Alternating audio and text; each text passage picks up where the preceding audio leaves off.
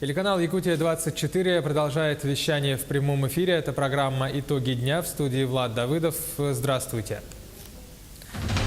«Инвестируй в Якутию». В Москве организовали деловую сессию. Насколько удачно все прошло. Чем дальше, тем дороже. Сколько стоит на севере овощи и фрукты в магазинах, как формируются эти цены и есть ли вероятность того, что тарифы в будущем снизятся. Креативный и современный подход в приоритете. В Жатае думают над проектом реконструкции центральной площади. Какие есть идеи, кто примет решение. Чтобы праздники не омрачать, как грамотно подобрать и использовать новогоднюю пиротехнику и фейерверки. Сюжет из Алдана. Коротко о главном. Обзор событий и новостей из Ленского района. И в России 13 декабря – единый день открытия года театра. К этому дню подготовилась и Якутия.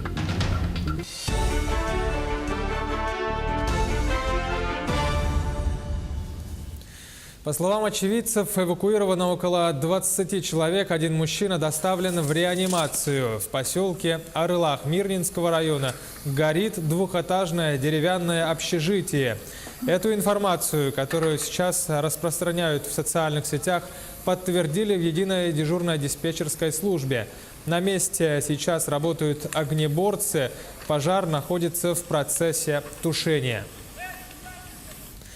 По республике продолжается северный завоз. В районы доставили 16% топлива всего в период действия автозимника. Для нужд производственных филиалов в ЖКХ запланировали перевезти 474 тысячи тонн угля, почти 32 тысячи тонн сырой нефти и столько же газоконденсата.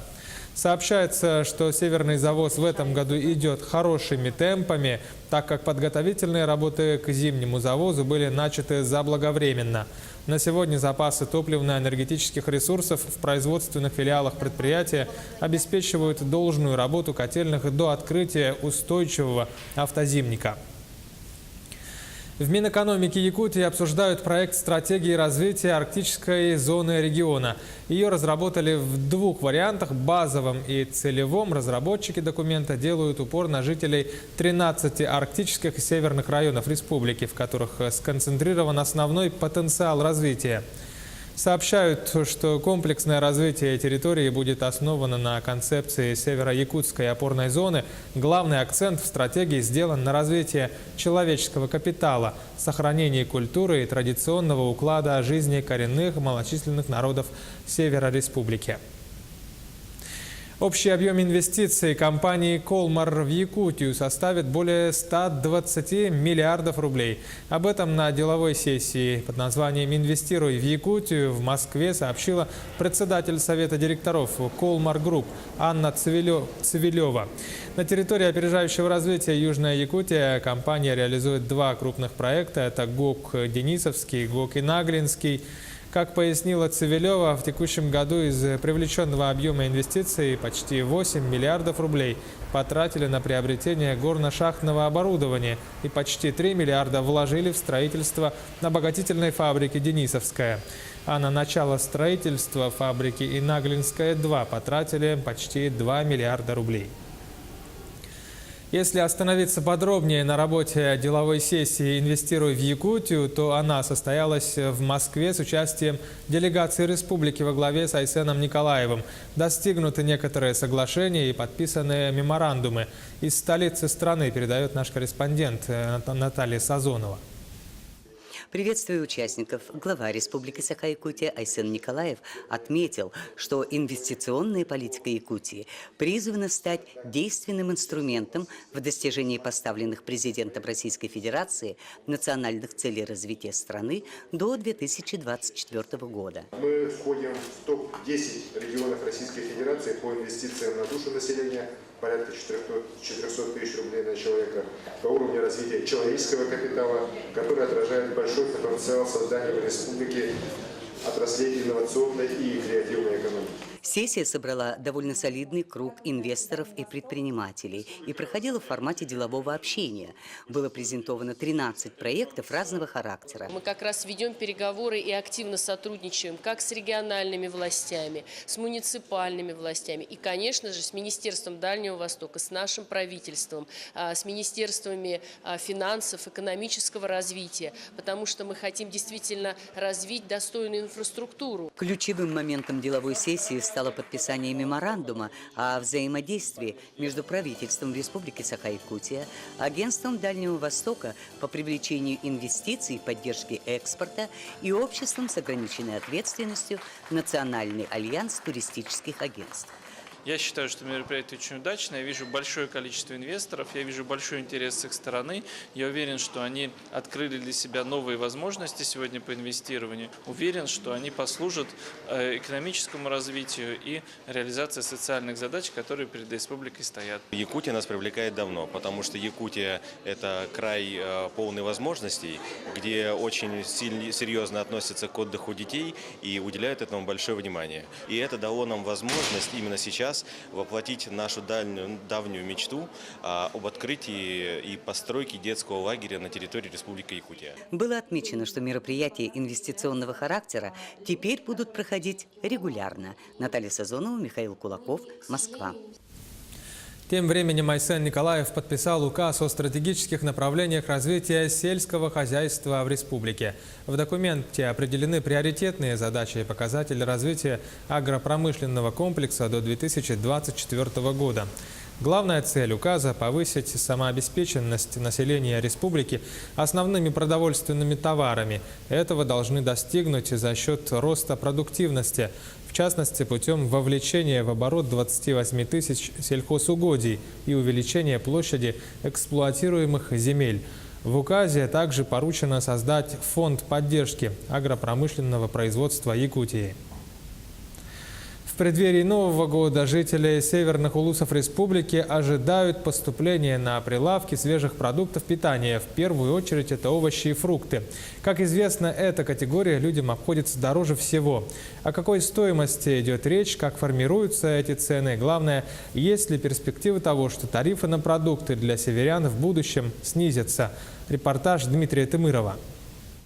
Город Среднеколымск находится от столицы региона на расстоянии более 3000 километров. Сюда вся продовольственная продукция доставляется тремя способами – самолетом, водным транспортом или автозимником. От того, каким видом транспорта сюда поставляется продукция, зависит и стоимость. По словам местных предпринимателей, основной объем товара завозится в период навигации на баржах или во время действия автозимников. У нас продукция заводится автотранспортом и речная перевозка. И сколько вообще как предприниматель вы тратитесь на эту? Ну, где-то 400 тысяч, наверное, за одну перевозку. 400 тысяч? Да. И сколько вы контейнер. Контейнер. И сколько вы в сезонный маршрут делаете? Ну, сколько завозов? 3 раза получается, ну да. 3 или там 2. Ну, по-разному бывает. А речным 1 раз. Самолет считается самым дорогим видом транспорта, но зато быстрым. Время полета занимает 3 часа 20 минут. Но к помощи воздушного транспорта предприниматели прибегают редко. Ну, самолетом доставка трудная, конечно. За килограмм уже там 220 берут. И если яблоко здесь 100 рублей берем, уже 320 будет. Но придется там где-то на 50 рублей поработать, поднять. Где-то 380 будет яблок уже.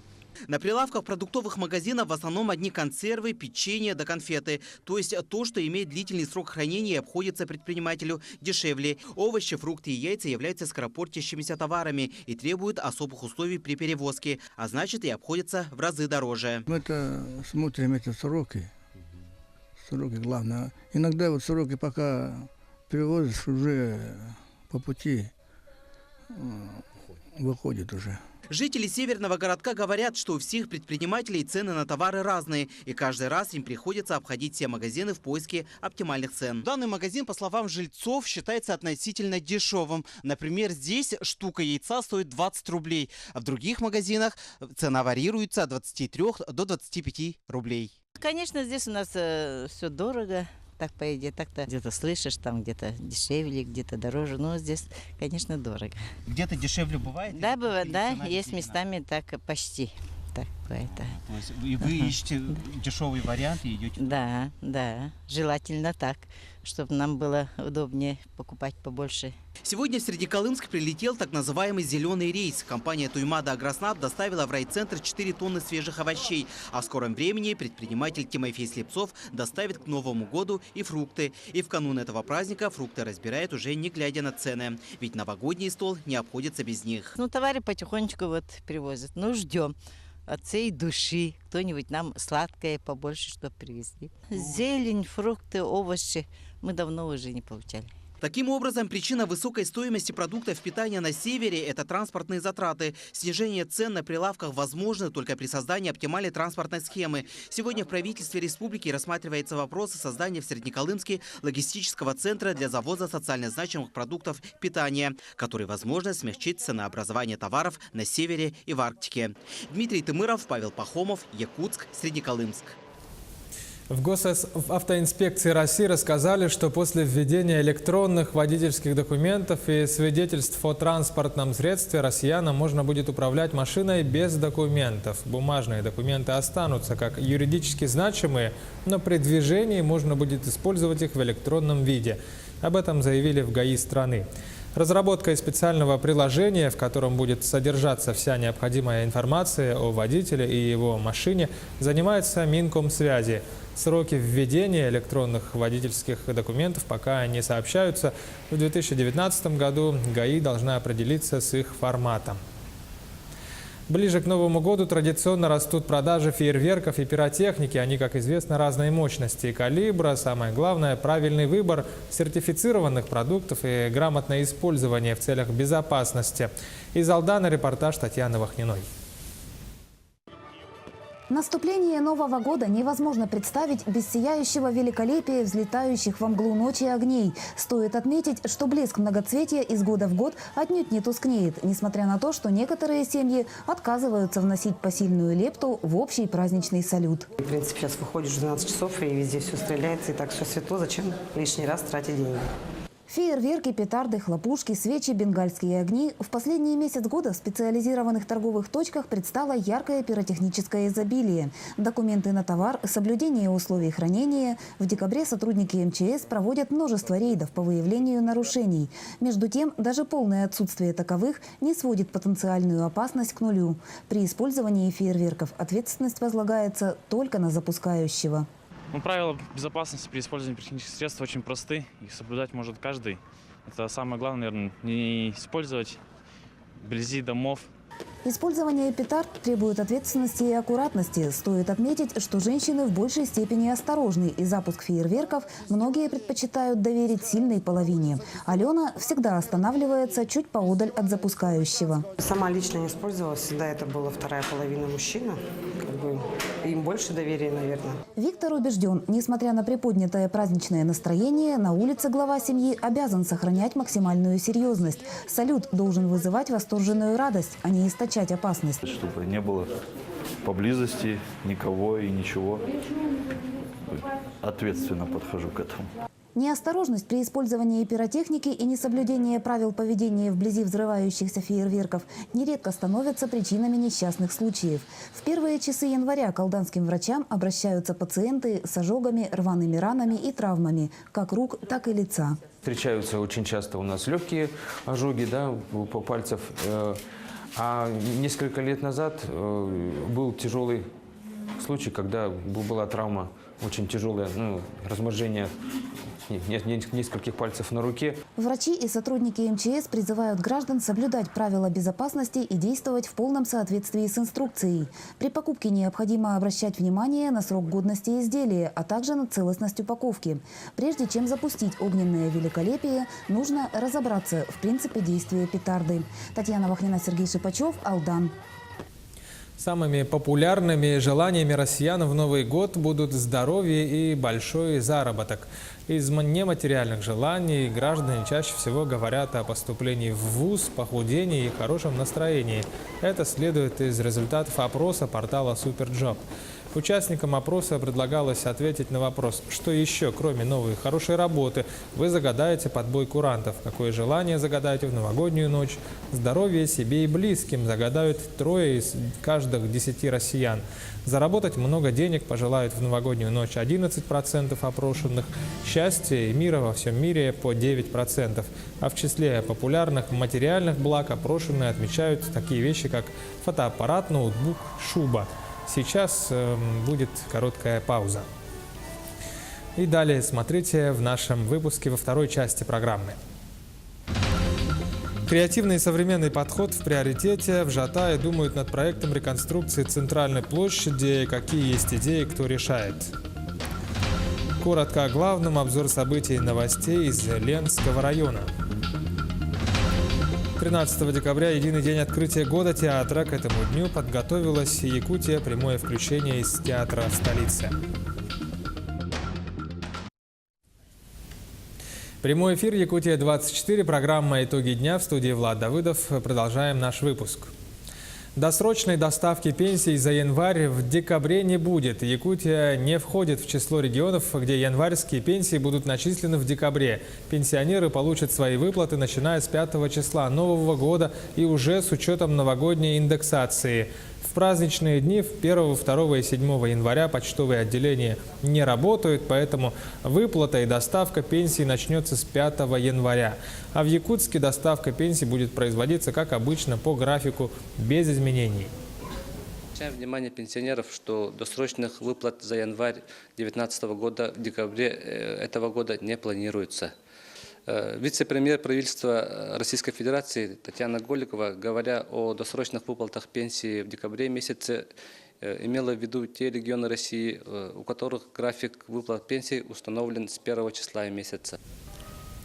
Ну а ежемесячное пенсионное обеспечение участников Великой Отечественной войны составит в будущем году порядка 44 тысяч рублей. Об этом сообщила в среду зампред правительства России Татьяна Голикова на заседании Оргкомитета «Победа». Правительство поступательно принимает решение об увеличении такого материального обеспечения.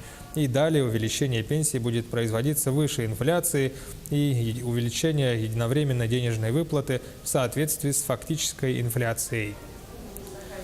Минздрав России планирует использовать гаджеты для контроля здоровья пожилых людей. Такие пилотные проекты уже появились в России. Об этом заявила первый заместитель министра здравоохранения России Татьяна Яковлева. Цитата: «Мы будем развивать систему гаджетов на дому для тех пожилых, кто малоподвижен, чтобы они на дому имели возможность сразу померить артериальное давление, пульс, сахар и передать дистанционно на пульт участковому врачу. Это не сказки, это реальность, которая заложена в национальных проектах. Уже пилотные проекты такие пошли», сказала Татьяна Яковлева на открытии форума «Россия. Территория заботы». В администрации Мирнинского района прошло заседание комиссии по распределению субсидий на строительство индивидуальных жилых домов. Одобрили 3 заявки, по каждой из них финансирование составит 250 тысяч рублей. Всего для поддержки индивидуальных застройщиков с начала года выдали уже 3 миллиона рублей. Следующее заседание комиссии состоится 17 декабря. На него уже подали 2 заявки. Какой должна быть комфортная городская среда? Как проектировать объекты и привлекать дополнительное финансирование? Эти и другие вопросы обсудили сегодня в Жатае на встрече с главным архитектором Якутии Ириной Алексеевой. Участие приняли власти муниципалитета и общественность. Тему продолжит Марьяна Кутукова. Сегодня в Жатае думают над проектом реконструкции центральной площади поселка. Она будет обновлена в следующем году по программе формирования комфортной городской среды. Проект благоустройства также будет участвовать во всероссийском конкурсе лучших проектов среди малых городов. Если выиграет, то получит дополнительное финансирование. В прошлом году республика участвовала с 9 проектами, но выиграла только 1. Здесь, конечно, зависит от качества проектов и от количества соучастия людей. Поэтому вот в этом году мы сейчас уже начали работу по подготовке малых городов к участию в этом федеральном конкурсе. Поэтому сейчас у нас идет ряд командировок. 11 малых городов являются потенциальными участниками этого конкурса. По мнению Ирины Алексеевой, к проектированию общественных пространств нужно подходить креативно и современно. Обязательно привлекать людей и учитывать их мнение. В качестве примера она привела опыт Республики Татарстан, где за 4 года было благоустроено более 300 общественных территорий. И это не только в Казани, но и в других селах и городах. Итог: опыт Татарстана признан лучшим в России. Их программы, они вот сопрягаются, то есть программа капитального ремонта, да, вот они как-то вот это вместе в один проект делают и соединяют, и люди, ну, по фотографиям видно, что люди очень счастливы, и им это действительно комфортная среда обитания. Объекты должны быть уникальными, важно учитывать айдентику, культуру, символ, изюминку поселений и регионов. Впрочем, после теории встреча с главным архитектором продолжилась и на практике. Участники на бумаге представили свою будущую площадь. Ну, это место встречи, так сказать, нормально же там. Но хотелось бы что-то такое, потому что пустующая площадка. Вот правильно сегодня говорили, что нужно рационально ее поиспользовать, чтобы можно было что-то от нее иметь. И чтобы там можно было участвовать не одним только мамочкам с колясками ходить, а те же на коньках, на роликах прибегают дети кататься. В конечном итоге, какой облик будет у центральной площади Жатая, должны решить сами жители. Сбор предложений идет в администрации поселка. Марьяна Кутукова, Семен Семенов, Жатай. Специалисты Нерингринского центра слуха и речи «Сувак» обменялись опытом с коллегами из столицы. Учреждение работает уже 27 лет. Изначально центр «Сувак» открылся для реабилитации детей с нарушением слуха, а сейчас он имеет многопрофильный спектр и ведет работу с детьми с синдромом Дауна, задержкой речевого и психоречевого развития, с ранним детским аутизмом. Центр работает по квотам, родители ежегодно берут направление с управления соцзащиты, и дети проходят реабилитацию в течение 40 дней. Ну, в нашей помощи, конечно, нуждаются те, которые социально дезадаптированы. Вот мы над этим работаем же, да. И где-то более по статистике Министерства образования, которое там проводит диагностику детей по развитию, это где-то более 10 тысяч детей с ограниченными возможностями будет. Ранней помощи вот прошлым летом на половину года было 1600 детей до 3 лет, которые подозреваются или пограничные дети, что у них будет вот эта задержка, к сожалению. Нет, мы все государственные бюджетные учреждения, и у нас бюджетное финансирование. Также мы работаем по обязательному медстрахованию, но и, к сожалению, наверное, будет платные у нас услуги, потому что сегодняшний день такое подсказывает, и очень много нуждающихся вот именно нашей профессиональной помощи. Люди просят, чтобы мы такое организовали. Музей имени Ярославского вошел в топ-20 музеев России. Рейтинг составлен по результатам Всероссийского народного онлайн-конкурса. Якутский музей обошел более 1500 участников. В связи с этим радостным событием музей провел праздничную акцию. Посетители смогли увидеть эксклюзивные, ранее не выставлявшиеся экспонаты из архивного музейного фонда. Это якутская традиционная шапка, уникальные китайские шахматы XIX века, скатерть именитого якутского купца Никифорова и многие другие ценные вещи. С 4 по 26 ноября прошло онлайн-голосование на уровне Российской Федерации «Мой любимый музей». Принимали участие, наверное, несколько тысяч музеев. Все музеи, которые зарегистрированы на портале «Культура РФ». Но, наш музей, пришло, радостное известие о том, что наш музей вошел в топ-20 лучших музеев Российской Федерации. Сегодня в России 13 декабря единый день открытия Года театра. К этому дню готовилась Якутия, к дате приуроченные спектакли, выставки и акции. В одном из театров столицы сейчас находится наш корреспондент Кристина Якупова. Она на прямой связи со студией. Кристина, добрый вечер. Тебе слово. Сейчас мы находимся в Государственном академическом русском драматическом театре имени Пушкина. В этот день здесь состоится показ премьерного спектакля «Чайка» Антона Чехова в постановке отличника культуры республики Елены Корниловой-Мягкой. Кроме этого, состоялось торжественное открытие музея театра, где представлены фотоматериалы, архивные документы, костюмы и спектаклей. Как мы успели заметить, любителей театра в Якутске немало. Все зрители пришли с отличным настроением на такой торжественный день. Павел. На этом у меня все. Эфир нашей программы продолжит обзор наиболее заметных новостей и событий Ленского района. Прощаюсь с вами. До встречи. Добрый вечер, Якутск. Я, Анна Кожевникова, и мои коллеги расскажем вам о главных новостях из жизни Ленского района. Ленск встречает гостей. Самым значимым событием на этой неделе стало большое спортивное мероприятие – первенство Республики Саха-Якутия по боксу памяти заслуженного тренера ЯССР Артура Федоровича Кравченко. 66 юных спортсменов прибыли в Ленск вчера. Это 12 районов республики. Торжественное открытие прошло сегодня в 16:00 в спортивном зале «Олимп». Сегодня ребята отстаивают честь своих районов, своих вузов, но с этого ринга, с этого места выйдут ребята, чемпионы, которые будут представлять сборную Республики Саха-Якутия. Соревнуются в качестве и производители молока. Кооператив «Батамайская» недавно вернулся с соревнований, причем всероссийских. Ленская молочная продукция стала победителем в конкурсе «100 лучших товаров России». Каждый представленный товар получил по 2 диплома, а также знак «Отличник качества». Во всероссийском конкурсе «100 лучших товаров России» могли участвовать только победители регионального этапа «100 лучших товаров Якутии». Кооператив «Батамайская» – единственный заготовитель и переработчик натурального коровьего молока в Ленском районе. Кооператив начал работу с 2016 года и уже достиг таких результатов. Когда подавали документы на соревнования, мы думали, конечно, что что-то, какое-нибудь место займем, но что именно во всех номинациях и что именно все 3 вида продукции получат первые, конечно, для нас это было неожиданно.